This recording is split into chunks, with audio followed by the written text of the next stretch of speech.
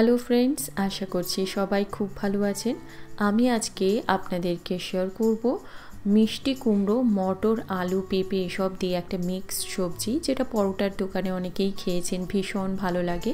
তো সেই তরকারিটাই আজকে আপনাদেরকে দেখাবো। তার সঙ্গে আমি সার্ভ করেছি গরম গরম পরোটা আর একটু টমেটো সস। এটা নর্মালি পেটাই পরোটার সঙ্গেই বেশি ভালো লাগে, তবে এই পরোটার সঙ্গেও কিন্তু খুব ভালো যায়।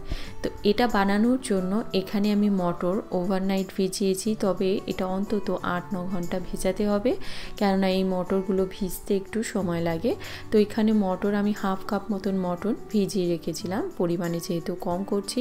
তো এই মটরটা আমি প্রেশার কুকারে দিয়ে দিলাম, এর সঙ্গে পরিমাণ মতো নুন, হলুদের গুঁড়ো দিয়ে প্রেশারের ঢাকনাটা বন্ধ করে এটাকে মোটামুটি 4-5টা মতো সিটি দেব। আর একটু বেশিও লাগতে পারে, ওটা মটর উপরে নির্ভর করছে। এটা কথা, এরকম নরম করে মটরগুলোকে সেদ্ধ করতে হবে। এখানে দেখুন মিষ্টি কুমড়োর খোসা আমি ছাড়িয়ে এরকম পাতলা পাতলা করে কেটে রেখেছি। একটু পেঁপেও রয়েছে এখানে, পেঁপে চাইলে আপনারা স্কিপ করতে পারেন, তবে অল্প করে দিলে ভালো হয়। আর এখানে আলু আমি গোটা ভালো করে ধুয়ে খোসা শুদ্ধ এটাকে ছোট ছোট করে কেটে রেখেছি। তো এই সবজিগুলো আমি এই তরকারিতে ব্যবহার করব। তো সবার প্রথমে একটা মশলা বানিয়ে নেব। এখানে 2টো শুকনো লঙ্কা, মৌরি, গোটা ধনে, গোটা জিরে, 2টো ছোটো এলাচ, সামান্য একটুখানি দারচিনি দিয়ে হালকা করে ড্রাই রোস্ট করব। তারপর এগুলোকে গুঁড়ো করে নেব। এবারে কড়াইতে সর্ষের তেল গরম করে এর মধ্যে হিং, শুকনো লঙ্কা, আদা, গ্রেট করা আদা আর 5 ফোড়ন দিয়ে দিয়েছি। দিয়ে একটু ভাজাভুজি করে এবারে এর মধ্যে আমি দিয়ে দিচ্ছি আলু।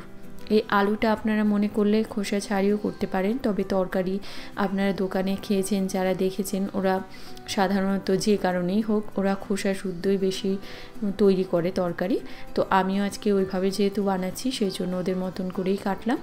একটু নুন, হলুদের গুঁড়ো দিয়ে এগুলোকে খুব ভালো করে ভেজে নেব। এবারে এর মধ্যে কয়েকটা গোটা কাঁচা লঙ্কা আর সেদ্ধ করা মটর দিয়ে একটু হালকা হাতে নাড়াচাড়া করে এর মধ্যে দিয়ে দেব পরিমাণ মতন জল।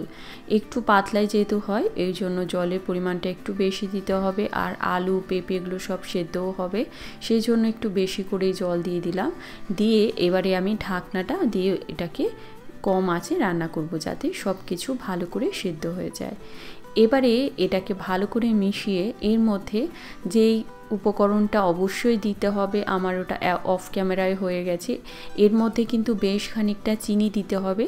আপনারা যেরকম চিনি পছন্দ করেন সেই বুঝে আপনারা চিনিটা দেবেন, তবে এই তরকারিতে একটু চিনি না দিলে ভালো লাগে না। এর মধ্যে আমি ভাজা মশলাও দিয়ে দিয়েছি, দিয়ে ভালো করে মিশিয়ে নিলাম। এই তরকারিটা আমার পুরোপুরি রেডি। এবারে এটাকে আমি নামিয়ে নিচ্ছি। এই তরকারিটা আপনারা পেটাই পরোটার সঙ্গে সার্ভ করতে পারেন, যার রেসিপি অলরেডি আমার চ্যানেলে রয়েছে। আর আমি আজকে এই তরকারিটা সার্ভ করছি একদম গরম গরম ত্রিকোণ দইয়ের পরোটার সঙ্গে, যেই পরোটাটা খুবই ক্রিস্পি হয় আর খুবই টেস্টি হয়। তো যারা দেখেননি দেখতে পারেন, আমি ডেসক্রিপশন বক্সে ভিডিওর লিঙ্কগুলো দিয়ে দেবো। তো আশা রাখছি ভালো লেগেছে। কীরকম লাগলো জানাবেন। ভালো লাগলে লাইক করুন, শেয়ার করুন আর আমার চ্যানেলটিকে সাবস্ক্রাইব করবেন। ভালো খান, সুস্থ থাকুন।